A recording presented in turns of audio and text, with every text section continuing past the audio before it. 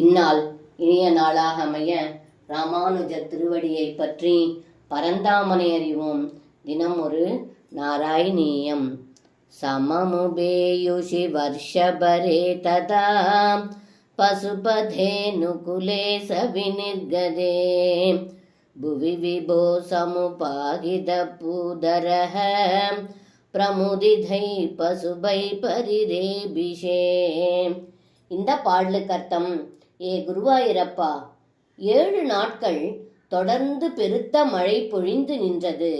அதன்பின் கோப்பர்களும் பசுக்களும் மலையின் கீழிருந்து வெளியே வந்தார்கள்.